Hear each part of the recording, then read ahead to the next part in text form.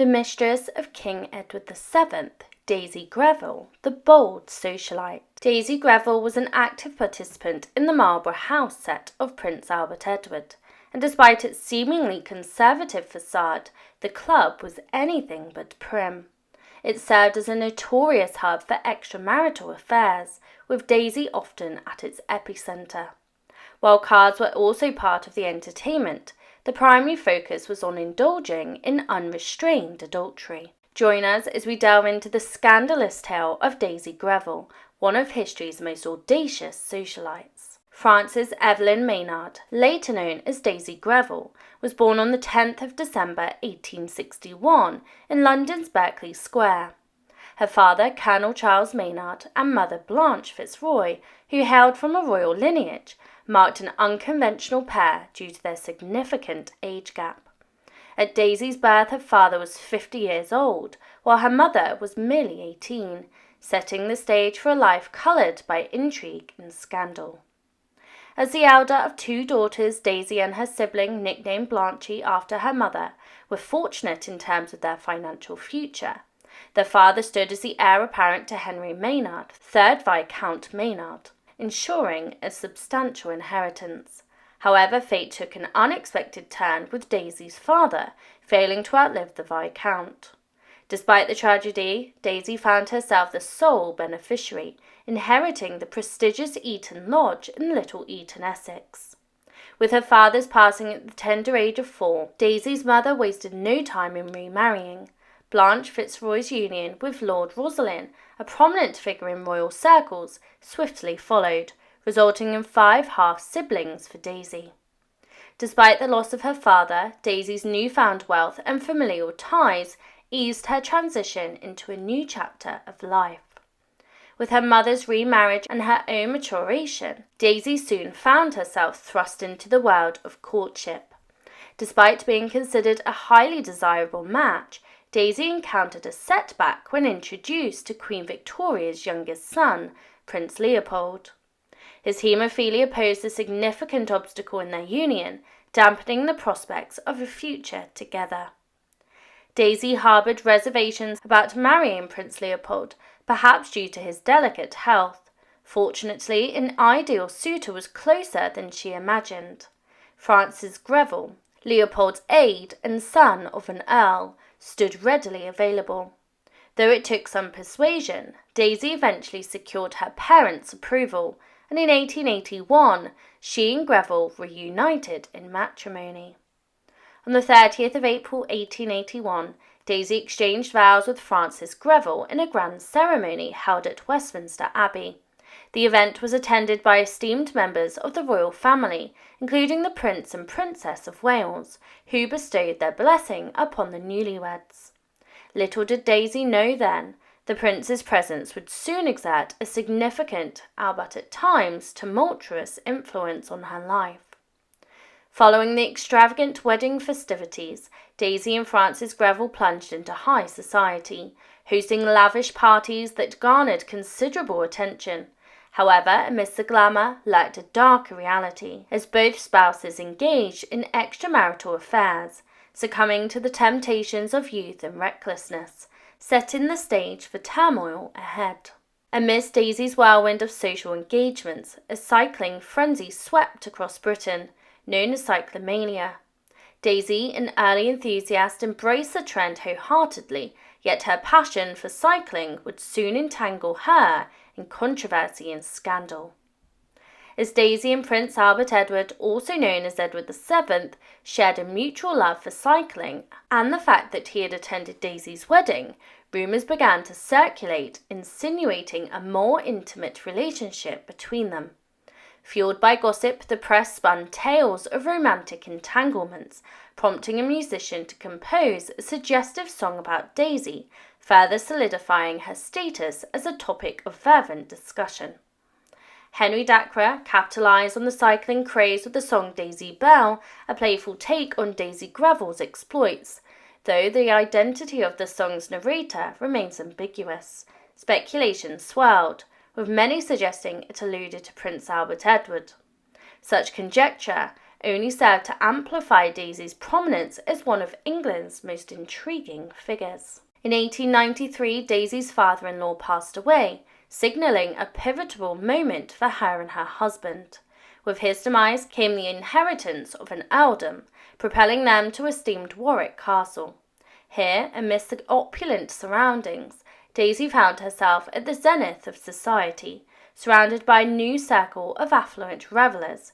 Yet, little did she know, peril lurked beneath the surface. Recognizing Daisy's prowess as a hostess, she was swiftly embraced by the creme de la creme of society, the Marlborough House set, led by none other than Prince Albert Edward, the very figure implicated in the infamous bicycle scandal. This elite enclave bestowed upon Daisy a coveted position. However, with acceptance came unspoken expectations. As a prominent member of the Marlborough House set, Daisy and her female counterparts were subject to a startling decree. They were expected to entertain extramarital liaisons at the behest of the male members. This rule, coupled with a strict prohibition of divorce, ensured the preservation of the set's clandestine affairs. Under the watchful eye of Prince Albert Edward, divorce was viewed as a cardinal sin, capable of inciting scandal and tarnishing the royal family's image. Consequently, any member who dared to seek separation faced expulsion for eternity, a fate deemed far worse than marital discontent. Immersed in the intrigue of the Marlborough House set, Daisy herself succumbed to the allure of forbidden romance, engaging in an illicit affair with Lord Charles Beresford. Despite her mutual transgressions, Daisy's outrage reached fever pitch upon learning of Beresford's wife's pregnancy, a glaring hypocrisy that prompted her to pen a damning letter. Intended solely for Lord Beresford's eyes, Daisy's letter condemning his actions inadvertently fell into the hands of his unsuspecting wife. The revelation of her husband's infidelity plunged Lady Charles into turmoil, shattering her world and exposing Daisy's role in her anguish. Faced with the repercussions of her impulsive act, Daisy turned to Prince Albert Edward, beseeching his aid in retrieving the incriminating letter. Moved by her distress and mindful of her favour, the prince reluctantly agreed to intervene, setting in motion a desperate bid to salvage Daisy's reputation and quell the scandal. The Prince of Wales successfully negotiated the return of Daisy Greville's incriminating letter from Lady Charles, but with a significant condition attached. Daisy must abstain from London for the entire social season. However, the spirited Daisy adamantly refused this demand, unwilling to sacrifice her penchant for revelry for the sake of a letter. Recognizing Daisy's determination, the prince, rather than insisting on compliance, redirected his displeasure towards Lady Charles. With Daisy steadfastly refusing to forego the social season, the Prince of Wales issued a warning to both Lord Beresford and Lady Charles. He cautioned that any scandal sparked by Daisy's letter would spell ruin for their social standing. Shocked by the prince's severity, Lord Beresford's emotions erupted, leading to a confrontation where he forcefully pushed the prince into a nearby sofa, revealing the depth of his frustration and anger. In the course of resolving Daisy's predicament, romantic feelings blossomed between her and the Prince of Wales. As their affair intensified, the prince's friendship with Lord Beresford disintegrated, clouded by a mutual desire for Daisy. Daisy revelled in her newfound connection with the prince, signalling her affection through a grand gesture. Desiring more frequent encounters with the Prince of Wales without arousing suspicion, Daisy devised a clever solution: a private railway station constructed near her residence. This clandestine haven facilitated discreet rendezvous, shielding their affair from prying eyes. However, as their passion grew, Daisy's heedlessness invited looming consequences. As the affair between Daisy and the prince continued, secrecy became burdensome, prompting public appearances together. While Albert Edward's wife initially tolerated Daisy's discreet presence, Her tolerance waned as their liaison became increasingly conspicuous. The escalating gossip surrounding Daisy's romantic entanglements tarnished her once pristine reputation. Another scandal rocked the Marlborough House set, this time involving accusations of cheating, not in matters of infidelity, but at the card table. The Prince of Wales' penchant for baccarat, an illicit gambling game, culminated in an infamous dispute where Sir William Gordon Cumming faced allegations of foul play. Unsurprisingly, Daisy found herself embroiled in the ensuing controversy, her presence adding fuel to the already raging fire. Speculations ran rampant regarding the informant who exposed Sir Gordon Cumming's card-cheating scandal, with Daisy Greville's penchant for gossip making her the prime suspect. As the scandal unfolded in court, the media bestowed upon Daisy a distinctive moniker, dubbing her the Babbling Brook, due to her marriage to Lord Brooke. However, the depth of this scandal extended far beyond mere card games. Despite her ongoing liaison with the prince, Daisy's infidelity reached new heights when the prince unexpectedly discovered her in the arms of another man, none other than Sir Gordon Cumming. Daisy's betrayal extended not only to her husband, but also to her clandestine lover, revealing the complexities of her romantic entanglements and the consequences of her actions. The naming of Daisy's first child, Leopold, bore curious significance, given its shared name with her former suitor. Whether a deliberate affront or a peculiar coincidence, Daisy's unconventional tendencies reflected in her choice of names, adding another layer to her enigmatic persona. Following the birth of her daughter, Marjorie Blanche, Daisy disclosed a startling revelation. Francis Greville was not Marjorie's biological father.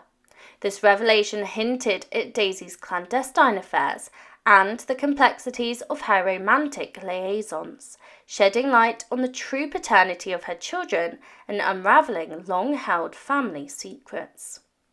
In a 1923 confession, Daisy divulged that Lord Charles Beresford, a charismatic Navy man and politician, fathered her second child. Beresford's public persona and close association with Daisy underscored the intensity of their relationship, revealing yet another chapter in Daisy's complex romantic history. While entwined in a passionate affair with Prince Albert Edward, Daisy's romantic escapades took another turn with her involvement with the millionaire Joseph Laycock. Despite Laycock's casual approach to relationships, Daisy found herself drawn into a whirlwind romance, risking her heart in pursuit of fleeting excitement. As her entanglements multiplied, Daisy found herself navigating treacherous waters where love and desire collided with scandal and consequence. Amid Daisy's fervent affair with Laycock, he found himself entangled in a passionate liaison with Catherine Mary Hare, nicknamed Kitty. Kitty faced divorce proceedings initiated by her husband due to her involvement with Laycock, refusing to release him from the consequences of their affair.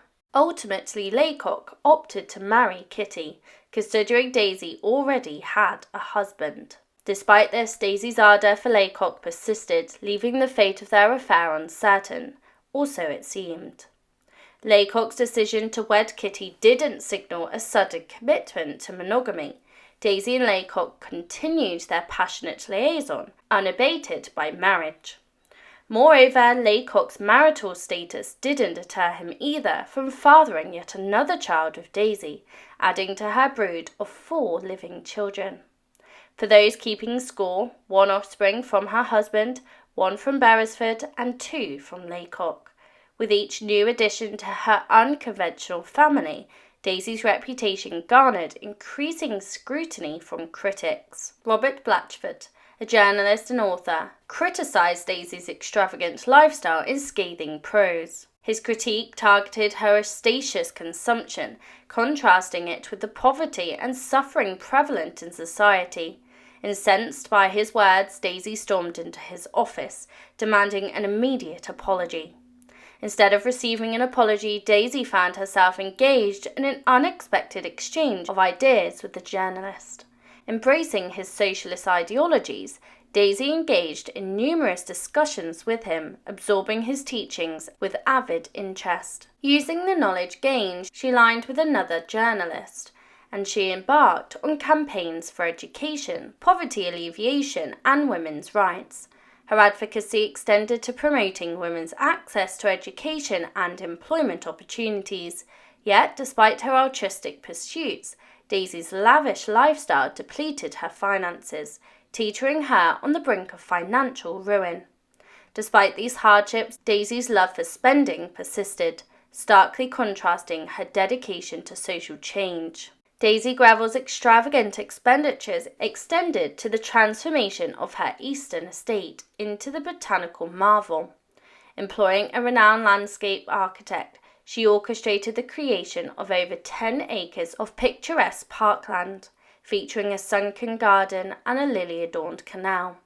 Unsatisfied with the mere flora, Daisy ventured into the realm of fauna, establishing a vibrant avian collection alongside her ponies on her estate. Yet the best pet was Easton's menagerie, which was undoubtedly a majestic white peacock. However, such opulence came at a steep price, straining Daisy's already dwindling finances. Relying on her inheritance from her grandfather and her intimate ties to the now King Edward VII of England, Daisy had maintained her extravagant lifestyle. However, with the king's tragic demise looming, her financial security was imperiled. While the king had been generous, his reign was finite, leaving Daisy in a precarious position. Following King Edward VII's passing, Daisy wielded a potent asset, intimate knowledge of his numerous extramarital liaisons. Armed with details of his indiscretions, Daisy possessed a formidable tool for leverage. Despite her moniker as the Babbling Brook, she held concrete evidence to substantiate her claims. Determined to capitalize on her knowledge, Daisy retained a cache of letters penned by the late king, wherein he detailed his illicit affairs. While King Edward had been discreet during his lifetime, the revelation of his infidelities promised scandal of unprecedented proportions, threatening to tarnish his posthumous legacy. Undeterred by legal barriers to selling the incriminating letters, Daisy sought to monetize her explosive revelation. Approaching the new King Edward's son, she warned of the damning implications of the letters for the monarchy's reputation. Despite swift intervention from royal officials, Daisy remained undeterred, exploring alternative avenues to sell her scandalous trove. Though thwarted in her attempts to peddle the letters with legal confines, Daisy's determination remained unyielding. Turning to the American media, she sought a buyer, driven by desperation to alleviate her mounting debts. Yet, as she treaded this treacherous path, the question lingered: how far would Daisy go in pursuit of financial solvency? As the spectre of public scandal loomed over the monarchy, a solution emerged from an unexpected quarter. Arthur de Cross, a wealthy British politician and industrialist, recognised Daisy Greville's financial plight and her desire for recompense. Sensing an opportunity, he proffered a substantial sum, equivalent to £80,000, a princely sum back then, which translates to nearly £8 million today, in exchange for her letters. With her financial woes pressing, Daisy readily accepted his offer, hoping it would suffice to alleviate her debts. But uncertainty lingered. Would this windfall prove adequate? Despite the influx of funds from the sale of her letters, Daisy found herself mired in lingering debt. Seizing upon an unconventional solution, she entertained the notion of penning a memoir. Aware of the potential scandalous revelations such a memoir might entail, interested parties negotiated with Daisy to ensure the manuscript remained discreet. In exchange for absolving her financial burdens, Daisy agreed to submit her memoir for editing, permitting the exclusion of any objectionable content. Daisy's memoir, Life's Ebb and Flow, eventually emerged, albeit heavily sanitized to appease concerned parties. While some anticipated scandalous revelations, the memoir received scathing criticisms from an unexpected source. Daisy's own daughter condemned it as vulgar muck. Despite familial reproach, the memoir continued, offering a poignant glimpse into Edwardian society. This newfound pursuit signalled a departure from Daisy's normal pursuit of romance and scandal. In her twilight years, Daisy found solace and purpose in writing, penning a diverse array of books, spanning from social issues, historical narratives, and her passion for gardening. While she was often depicted as part of a royal duo, the truth revealed a solitary rider. Daisy never remarried after her husband's passing. Although she did maintain her independence, it's conceivable that she still indulged in occasional companionship along life's journey. Daisy Greville passed away from natural causes on the 26th of July, 1938, at the age of 76, leaving behind a legacy that transcended scandal and romance, and it was etched in the pages of literary endeavours. Daisy Greville, a woman whose relentless pursuit of beauty and financial solvency defied the norms of her time. From the lush landscapes of her eastern estate to the corridors of power where royal favour was both coveted and precarious. Daisy's story focuses on the tensions between the extravagance and constraint.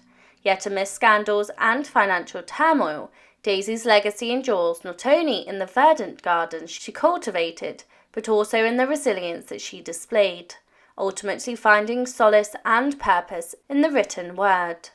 Through her life's twists and turns, Daisy Greville leaves behind a tale of tenacity, passion, and the enduring quest for redemption. Lillie Langtry, alluring insights into her life, the mistress extraordinaire. Unbelievably captivating and an absolute enchantress, Lillie Langtry captivated the imagination of the 19th century London. As a romantic partner of no less than 5 high society figures, her numerous affairs resulted in substantial wealth and significant influence among the upper parts of London society. However, this lifestyle also earned her numerous adversaries.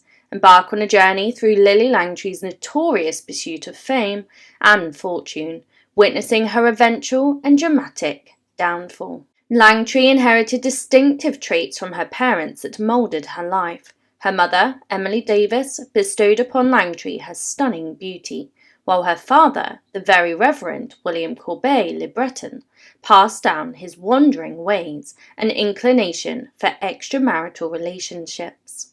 A perilous combination of beauty, wit and charm led to Langtry's involvement in a series of romances, leading a trail of admirers and heartbreak.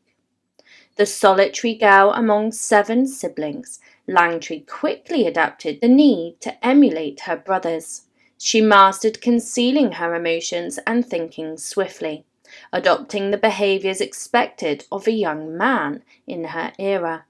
Embracing a more masculine persona also meant engaging in mischievous exploits that no respectable girl would partake in, and Langtry was more than willing to participate. Langtry and her younger brother Reggie had a favourite prank that they enjoyed playing on nightly visitors to St Saviour's churchyard. Balancing on stilts and draping themselves in a white sheet, the mischievous duo haunted the churchyard, providing unsuspected visitors with quite a fright. They might have continued undetected if not for a stern warning from an enraged local threatening to use cold lead if the antics persisted. While the prank ceased, Langtry's penchant for mischief was just beginning. Unlike her brothers, who had a tutor covering languages, math, music and art, Langtry had a French governess focused on teaching needlework and household management, although Langtry resisted. Unhappy with her lessons and the governess, Langtry's father eventually conceded, allowing her to receive the same education as her brothers. Armed with beauty and intellect uncommon for women of her time, Langtry's ensuing journey was hardly surprising. At a mere 14 years old, Langtry captured the heart of 23-year-old Lieutenant Charles Spencer Longley, stationed on her home island of Jersey. Despite Longley's infatuation, Langtry herself remained largely indifferent to his advances. Despite her lack of interest, Longley proposed to the young girl, only to receive an answer far from what he hoped for. The proposal did not unfold as planned. Apart from Langtry's disinterest, her age made marriage inappropriate. Heartbroken, Longley took the logical step. He requested a transfer back to England, putting as much distance as possible between himself and Langtry. Despite continued proposals from other local men, Langtry's sights were set on the bustling metropolis, and she had no intention of remaining in Jersey. During that era, socially connected young women like Langtry concluded their education in London, immersing themselves in high society social gatherings and parties. At the age of 16, feeling prepared, Langtry departed Jersey for the dazzling lights of London. She, accompanied by her mother and adorned in a splendid ball gown tailored exclusively for her, she anticipated making a significant impression. However, her initial encounter with high society turned into a complete fiasco. Langtry's introduction to London's social scene encountered unexpected hurdles. Her upbringing made her conspicuously stand out at the social events that she attended.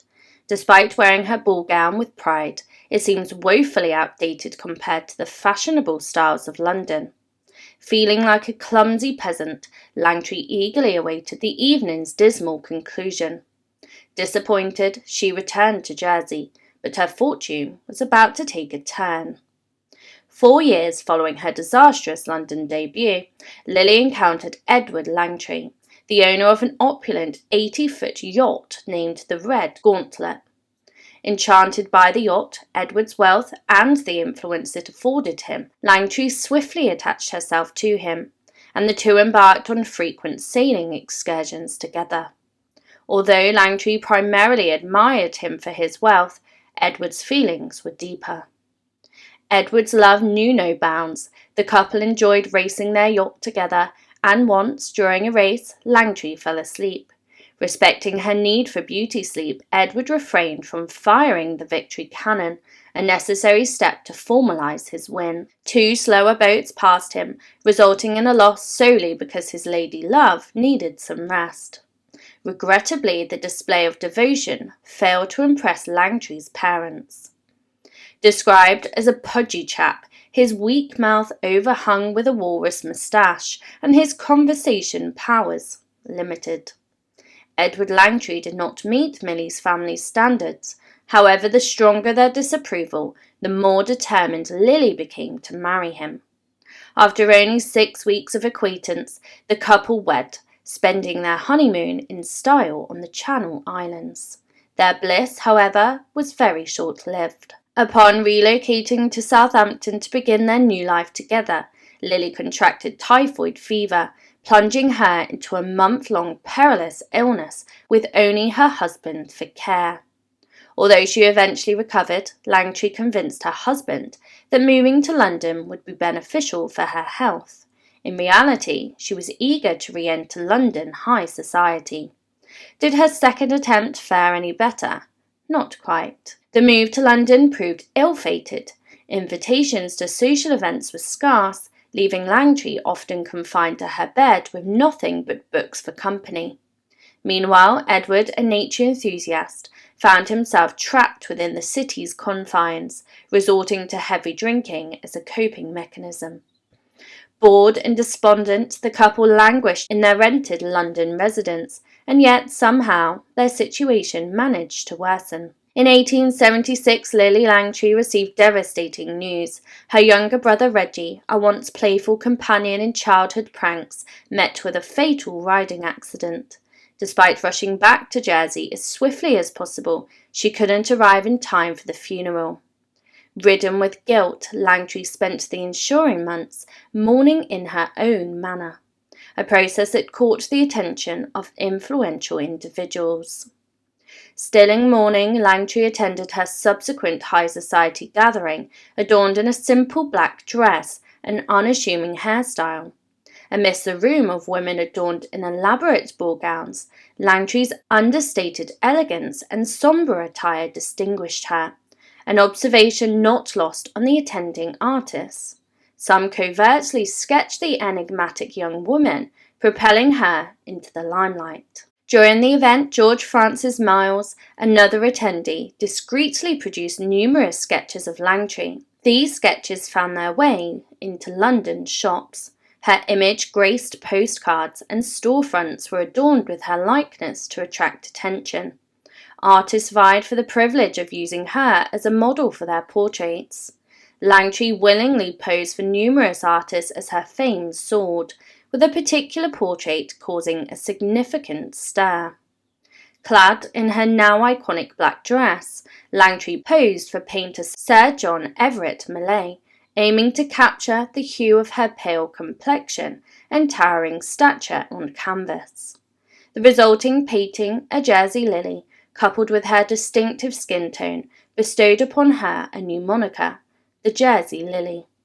The Royal Academy showcased the artwork, catapulting Langtry into the adoration of royalty. While attending another high society event with her husband, Langtry crossed paths with Queen Victoria's son, the Prince of Wales, Albert Edward, also known as the future King of England.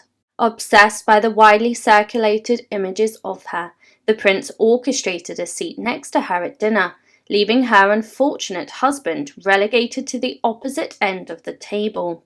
Initially overwhelmed by the attention, Langtry soon succumbed to Bertie's charms, marking the commencement of the most renowned public affair of the era. The affair between Langtry and the prince became evident to all, including both Langtry's husband and the prince's wife, Princess Alexandra. Langtry's husband sought solace in drink, often disappearing for extended fishing trips. Meanwhile, Princess Alexandra chose to turn a blind eye to the affair, treating Langtry with kindness. The princess's apparent acceptance left Langtry with a sense of security, or did it? Langtry came to the realization that emulating the social grace of high society ladies was an unattainable goal for her. However, with the prince's support, society opinions became inconsequential. Despite persisting in social faux pas, such as once asking a man who was the President of the United States who he was, Langtry ceased caring about public perceptions. There was, however, one individual that she aimed to impress. Langtry harboured a bold desire to meet Queen Victoria, a daring move given her ongoing affair with the prince. Nevertheless, the prince facilitated the meeting, though the Queen's reception was less than warm. Despite the monarch's cold demeanour, the encounter catapulted Langtry into a social whirlwind, with invitations pouring in to meet some of London's most influential figures. However, her rapid ascent to fame foreshadowed an even swifter descent to rock bottom.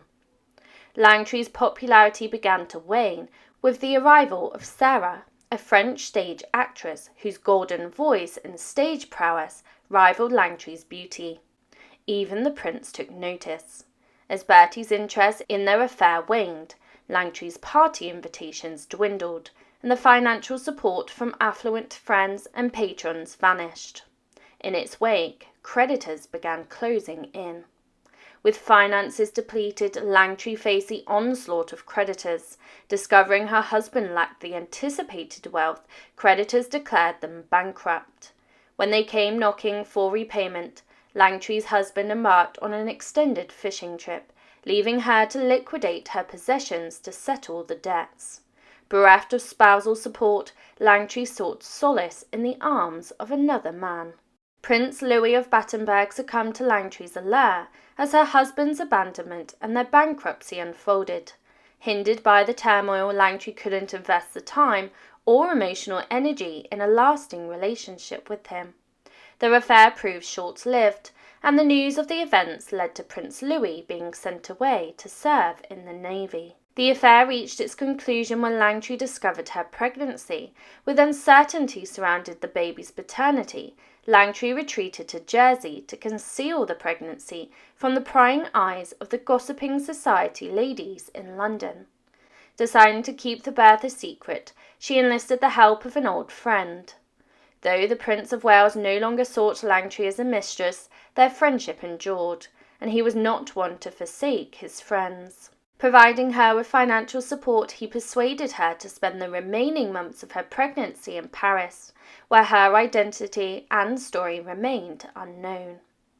Grateful for the assistance, she accepted the funds and followed his suggestion. Yet a minor complication soon emerged in her plan. In her quest to conceal the true paternity of her child, Langtry devised a plan to present her husband as the father. To change the pregnancy timeline, she dispatched him to America under the guise of assessing and valuing some land. This suggestion wasn't entirely implausible, given his ownership of land in Northern Ireland. Unfortunately, he completed his assignment ahead of schedule, resisting Langtry's attempts to keep him away for an extended period. Langtry gave birth to a girl, Jean Marie, revealing through the timing that her husband was not the father. Their relationship began disintegrating further, and her husband's escalating drinking habits and Langtry's waning interest led to their separation. Yet this separation marked only the beginning of the saga, particularly for her husband. Despite numerous attempts to secure a divorce, Langtry's husband repeatedly rebuffed her petitions. Wild rumours about him circulated, and rather than disprove them, Langtry remained silent. One particularly outlandish rumour claimed he would covertly track her movements in various towns, seeking updates from those near her, but never approaching her directly. Under public and legal pressure to proceed with the divorce, her husband took to the papers to defend himself. He refuted the allegations, portraying them as attacks on his character, and vehemently declared, "She shall never untie the altar knot as long as I live." Regardless of the truth, Langtry had to forge ahead. Her narrative was just commencing. Leaving Jean Marie in the care of her mother, Langtry returned to London in financial straits. Oscar Wilde, her eccentric poet friend, suggested she venture into acting, recognizing her beauty and wit. However, societal norms frowned upon ladies of high society engaging in acting, necessitating Langtry to appear respectable. She achieved this by aligning herself with the Prime Minister of the time, William Gladstone, whose moral reputation legitimized her newfound occupation. In an era when acting carried a less than honourable reputation, high society women avoided becoming actresses. Langtry sought to establish respectability and found an ally in Prime Minister William Gladstone. Her association with him provided the social legitimacy that her new occupation required, yet her real challenge lay in the realm of theatre criticism. Langtry embarked on her acting career under the guidance of seasoned actress Henrietta Labouchere. While her debut performance in She Stoops to Conquer resonated with the audience, critical reviews were less than favourable. Many did not take her seriously, a setback that could have prematurely ended her acting career if not for significant assistance from the royal circle. Despite the fading of their romantic connection, Langtry left an undeniable mark on the Prince of Wales. When he discovered her new venture, he supported her by attending her performances. Wherever the prince went, crowds followed. With Langtry's acting skills improving under her mentor's wing, she garnered a significant following that propelled her career to new heights. In 1882, Langtry embarked on a theatre tour of America with her recently established theatre company. Initially apprehensive about going international, her concerns proved unfounded. Langtry captivated American audiences, breaking box office records with each show. America embraced her, and in return, Langtry would find love on American soil. For the first 18 years of her life, Jean Marie, the daughter Langtry left behind in Jersey, remained unaware of her true parentage. She believed Langtry to be her aunt, and Langtry's ex-husband was assumed to be her father. The revelation came when, on the verge of engagement, someone inadvertently disclosed the truth. Shocked, Jean-Marie learned the reality of her parentage.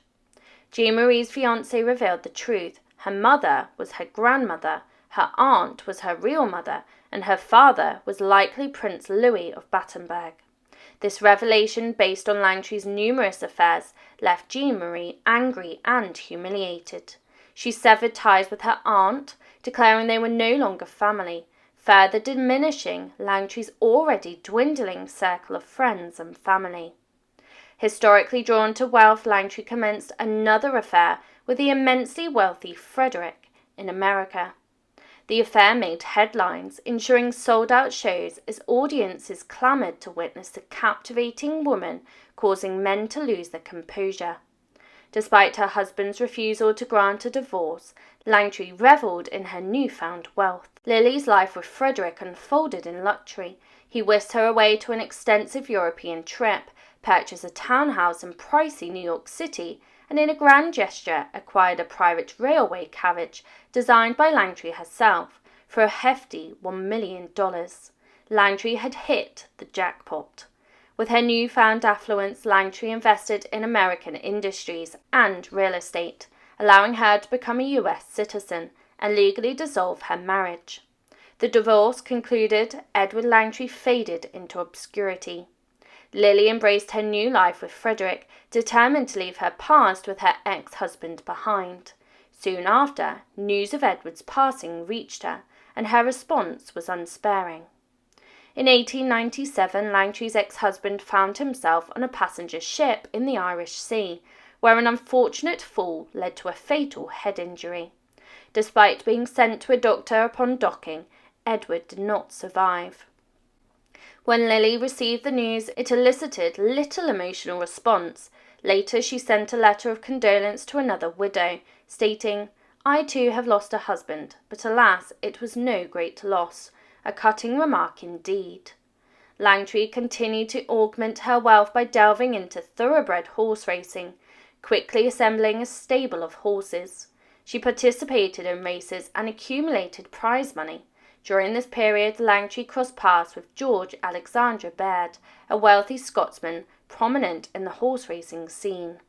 Predictably, the two embarked on an affair.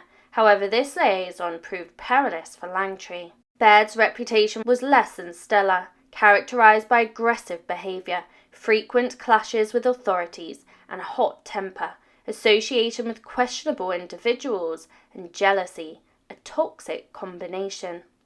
Baird's violent outburst towards Langtry, including an incident that left her with 2 black eyes, resulted in a 10-day hospital stay. Furious, Langtry swore off Baird, temporarily at least. After the violent episode, Langtry remained secluded at home as her injuries healed. Baird, seeking forgiveness, resorted to sending her jewels and money, a strategy that typically worked with Langtry. This time, however, she remained unmoved and planned to press charges against him. Baird, desperate to win back the Jersey Lillie, struggled for ideas until he remembered the one irresistible thing for Langtry. Baird devised a foolproof plan to regain her favour. He bought her a yacht named the White Lady. Delighted by the gesture, Langtry's friend disapproved, both of the yacht and her swift forgiveness of Baird. Langtry candidly told a friend, "I detest him, but every time he harms me, he gives me a cheque for £5,000. Consequently, several friends distanced themselves, and the American gossip columns humorously dubbed the yacht the Black Eye, a cringe-worthy turn of events. Over time, Langtry's romantic entanglements came to an end. Frederick married someone else, and Baird succumbed to pneumonia. At 45, Langtry bid farewell to her acting career and settled down with Sir Hugo de Bathe, a man who was 19 years her junior. True to her pattern, he was affluent, aligning with Langtry's motives. However, once she secured de Bath's wealth, the romance quickly dwindled. With financial security, Langtry frequented the gambling tables in Monte Carlo during her leisure time. Beyond her striking beauty, she displayed a penchant for luck, often winning substantial bets. Remarkably, in 1907, Langtry achieved the distinction of being the first woman to break the bank at Monte Carlo, surpassing the casino's ability to compensate her. As Langtry entered her 50s, she and de Bath essentially led separate lives. While Langtry resided in a villa in Monaco, her partner lived half an hour away, near Nice, France. Occasional encounters occurred at social gatherings, and he occasionally sought her company for various events. Langtry, not one to overlook neglect, ensured that he faced consequences in her final years. At 75, Langtry, grappling with bronchitis, approached the end of her life. 3 months prior to her passing, driven by vengeance, she altered her will. Bequests were directed to a local museum, her estranged daughter and grandchildren, and Matilda, a local companion. Notably, de Bath received not a single penny, and in the end Langtry had the last laugh. Langtry, with her captivating beauty and ambitious pursuits, served as an inspiration for several modern-day characters. Notably, she was believed to be the muse for Irene Adler in Sherlock Holmes, the woman who famously outwitted the renowned detective. Her intriguing life and array of relationships have been featured in numerous television productions. Given the dramatic nature of her life, it's foreseeable that she will continue to captivate imaginations for years to come. Lillie's life unfolds as a captivating tale of passion, scandal and resilience. From the heights of high society to the tumultuous world of acting, Langtry navigated a maze of relationships and challenges with unwavering determination. Her legacy as a woman who defied social norms and inspired characters in literature stand as a testament to the enduring allure of her remarkable journey. People perceive Victorian era as one of the public acting prim, proper and buttoned up. But Alice Keppel proves that what went on behind closed doors was very different. Keppel was one of the most scandalous women of her day, with scandal and antics taking place behind tightly closed bedroom doors. I will be taking a closer look at the life of Alice Keppel. On April 29, 1868, Alice Keppel was born into privilege with a silver spoon pretty much in her mouth from birth. She was born to parents Sir William Edmonstone and his wife Mary Elizabeth Parsons. The couple were renowned members of the English nobility and direct descendants of the royal house of Stuart. Alice's full birth name was Alice Frederica Edmonstone, but her parents gave her the boy nickname of Freddie, due to being more like her brother than her 7 older sisters. Not only did she act like a tomboy, but she also showed a great interest in them too. It was when she became a woman in her own right that she shredded the tomboy identity she had grown accustomed to during childhood. She was the epitome of beauty in the eyes of the Victorians. She had wide blue eyes, a tiny waist, and most infamously, a plump chest. Keppel gave up the nickname Freddie for Flirtatious Freddie when she began to show off the assets she was born with. But she started to get a reputation for being a bit of a hussy. Although she was the epitome of pretty, her secret advantage was her amazing intellect too. She was highly communicative with people, and she could get them chatting for hours. She could be eminently discreet, and that skill set was about to serve her very well. Alice did what was expected of her as a young, blossoming woman, and in the summer of 1891, the 23-year-old Alice got married. Her choice of groom was the well-respected and handsome Lieutenant Colonel George Keppel. He was a soldier whose family had a deep history of serving the royal family. But despite being handsome and well-respected, he couldn't fulfill all of her needs. She had very expensive taste, and the income from the military just did not cover it. In order to bring in some extra cash into the household, she could have gotten a job, but instead she took a controversial approach to her financial worries. She began to attract wealthy men and started extramarital affairs, essentially using her renowned beauty and discretion to become a Victorian mistress, and she was extremely good at it.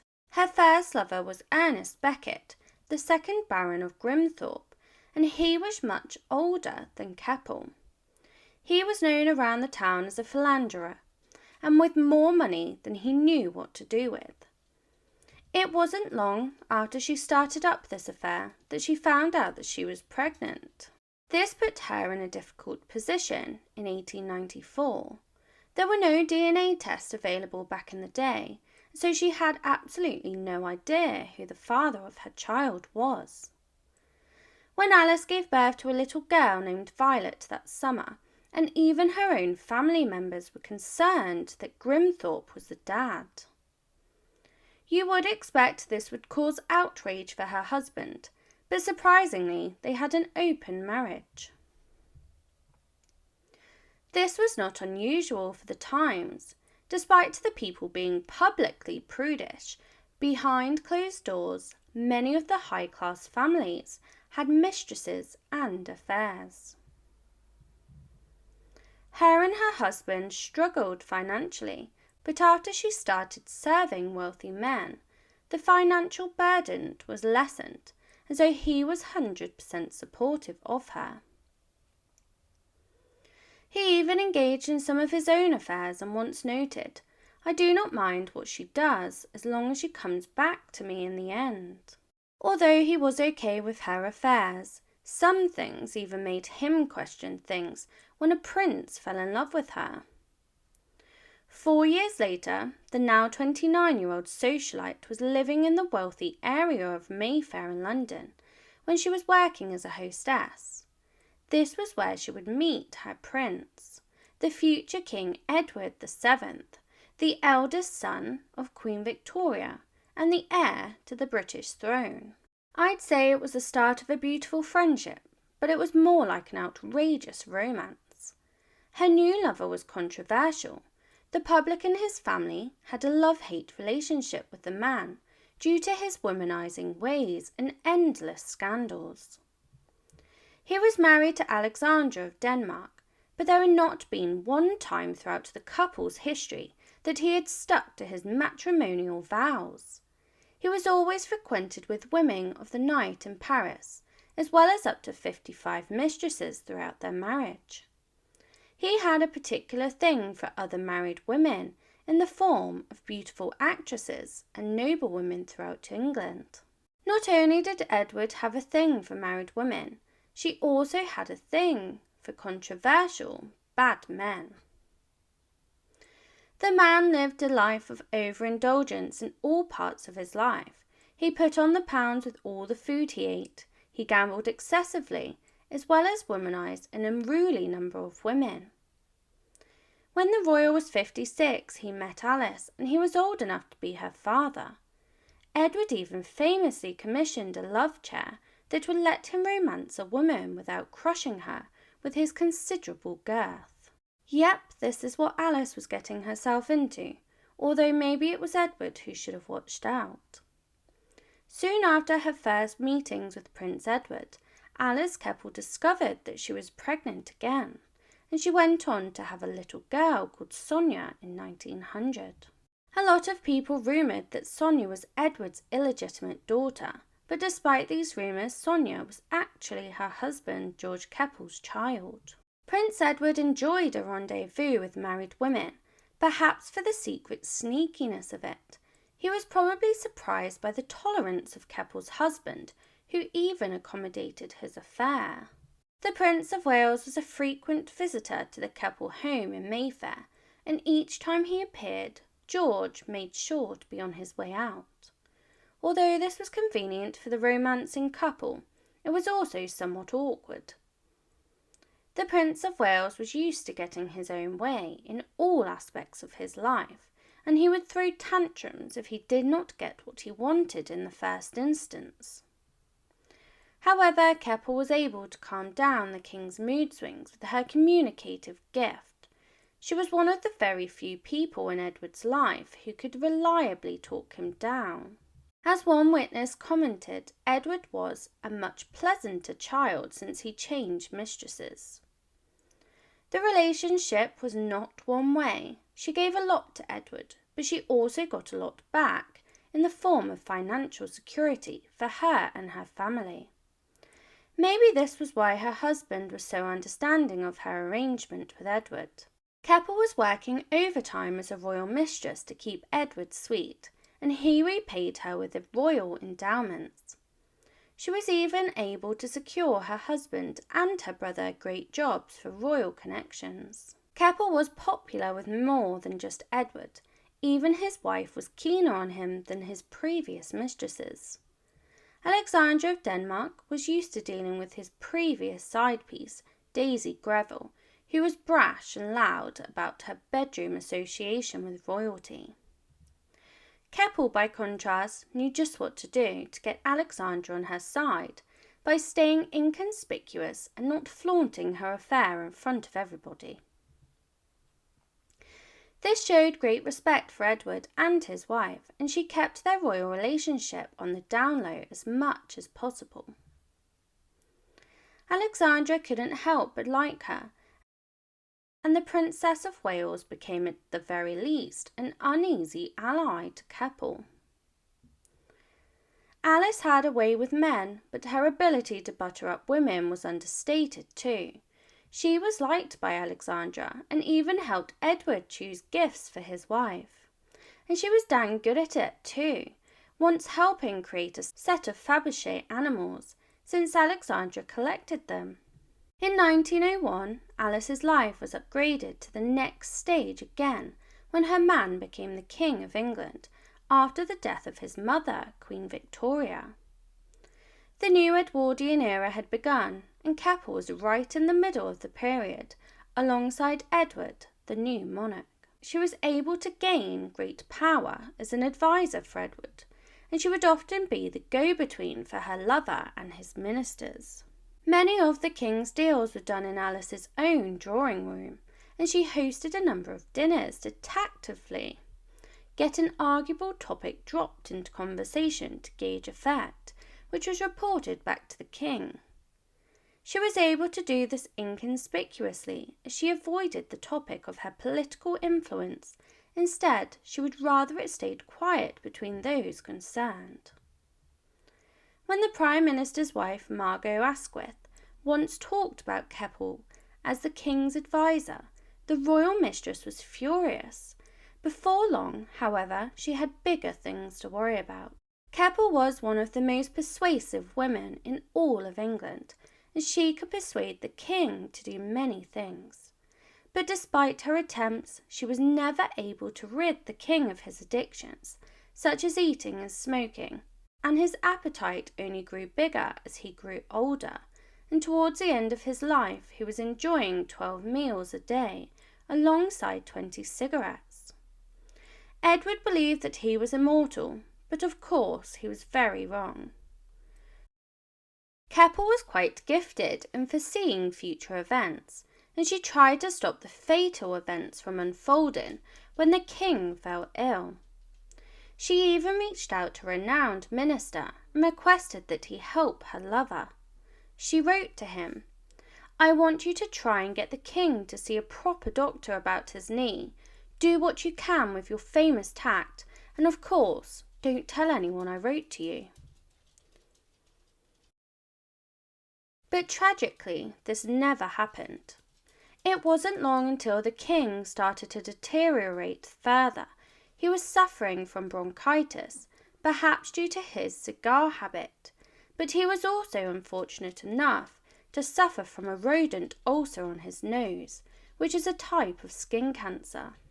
He was given radium to cure the cancer away, which was the treatment back then, but he still wasn't exactly in the best shape, and then disaster struck. Edward was not faring too well, and by 1909 his ailments were taking their toll on him. In February of that year, he lost consciousness during a state visit, And then in March 1910, during another diplomatic trip to France, the king completely collapsed, requiring a prolonged stay in the foreign country to recuperate before returning home to Keppel. Keppel was well respected by the firm, and she had a great influence over the king too. This is why many historians consider her one of the last true royal mistresses, if not the last due to her ability to influence the official politics at the time. Not only was she intelligent, but during her youthful years, she was also an English rose, the epitome of the ideal woman of the times. One writer said of the famed mistress and society hostess, she could have impersonated Britannia in a tableau vivant and done that lady credit. She was a very busy lady. She had many roles as a wife to her husband, a mother to her children, and now the mistress of the king. She managed to keep them all happy, as her daughter expressed, because it was just in her nature. Violet noted that her mother not only had a gift of happiness, but she excelled in making others happy. She resembled a Christmas tree laden with presents for everybody. When her king returned to her in the spring of 1910, her life was about to change forever. They were never able to properly reunite ever again, as the king suffered a number of consecutive heart attacks in a row on the 6th of May 1910. The king did not give up. He refused to admit his frail state, instead adamant that he would continue and refusing to lie down. He is quoted as saying, "No, I shall not give in. I shall go on. I shall work to the end." Alice got a whiff of the king's imminent death. She was beside herself. She put her composed state aside, instead breaking down in tears, busting through the palace, and impolitely running to be at his bedside. Although Alice had gained a friend in Queen Alexandra, who graciously allowed her in, the situation was awkward, and understandably the consort was not thrilled by the public display of affection from the king's mistress while he lay on his deathbed. Edward was surrounded by the women he loved, Alice and Alexandra, and in an attempt to reduce the tension between the women, he ordered Alex to kiss Alice. This commandment did not smooth the situation, and instead made it much worse. At this point, even the polite and patient Queen Alexandra couldn't take it any longer. She instead turned to Alice and demanded that she leave the room. Keppel's response has gone down in history. She had been given a direct order by the Queen, who was of a higher ranking than her. The realization that she would never see the king again dawned on her, and she became hysterical in her response. She broke down into rage sobs, screaming, "I never did any harm. There was nothing wrong between us. What is to become of me?" Sadly, it didn't end there. Keppel was so beside herself and out of her mind with grief that she couldn't even leave the king's bedside of her own free will. Instead, she had to be dragged out of the room by members of the royal household while she was still sobbing and screaming, and they pretty much threw her out onto the street. It wasn't Keppel's most dignified moment, and she knew it. She took some time after this fiasco to reflect on the events, but she just tried to pretend it had never happened in a bid to remove all embarrassment. It took a long time for her to openly admit the truth of that day, and perhaps even longer to come to terms with what happened next. Just after 11:30 in the evening on the 6th of May 1910, King Edward VII breathed his last, passing at the age of 68. The king's death wasn't just the end of the Edwardian era, it was also the end of Alice Keppel's influence in the royal court. So while the world prepared to give the monarch a state funeral, Keppel planned her final goodbye. Now the Dowager Queen Alexandra kindly allowed the king's mistress to be part of the funeral on the 17th of May. However, she made sure that the couple's relationship was kept from the public eye, as she was to enter and leave through a side door. Keppel had completely fallen out of favour with the court after the death of the king, that she no longer had any standing or influence in the court. Her scandalous position made her enormous enemies, and among them was Edward's son and heir, the new King George V, and his wife Mary of Teck.